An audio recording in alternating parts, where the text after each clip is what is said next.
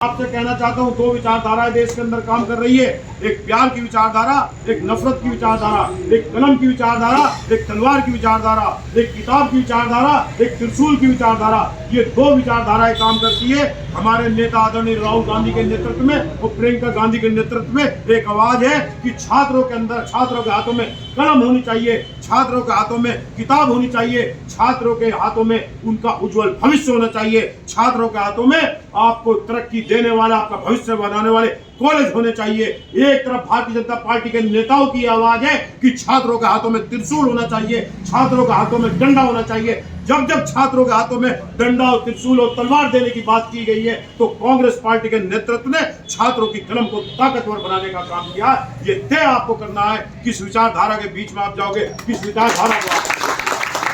ये हम नहीं कह रहे कि कांग्रेस का एक नेता खड़ा होकर के कह रहा है कि आपके हाथ में तलवार और डंडा देने का काम किया जा रहा है, बल्कि संसद में बैठी हुई प्रज्ञा ठाकुर, जो इस भारतीय जनता पार्टी के अंदर जो सांसद है, वो इस बात को कहती है सड़क पे मीडिया के माध्यम से आके कि छात्रों अपने हाथ में तलवार ले लो। अगर आपके हाथ में तलवार हुई और किसी के वो तलवार लग गई तो आप पे 307, 302 का मुकदमा लगेगा, आपका भविष्य जेल के अंदर चौपट होगा, इन सांसदों को कुछ नहीं जाएगा। कांग्रेस पार्टी आपसे कहती है एनएसयूआई के माध्यम से कि आप प्यार मोहब्बत का पैगाम कॉलेज के गेटों पे पहुंचाओ और उनसे कहो आप डिग्री हासिल करके इंजीनियर बनके, डॉक्टर बनके, आप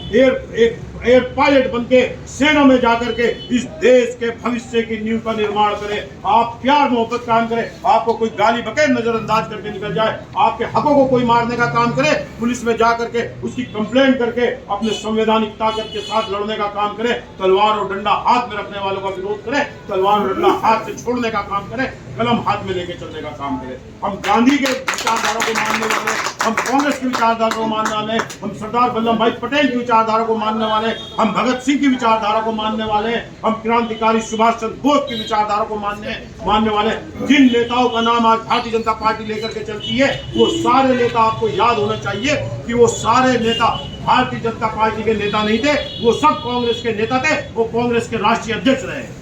हिंदुओं ने भी इस देश के लिए आजादी दी, इस देश की आजादी की लड़ाई लड़ी, मुसलमानों ने भी इस देश की आजादी की लड़ाई लड़ी। दोनों भाइयों ने आपसी प्यार चारा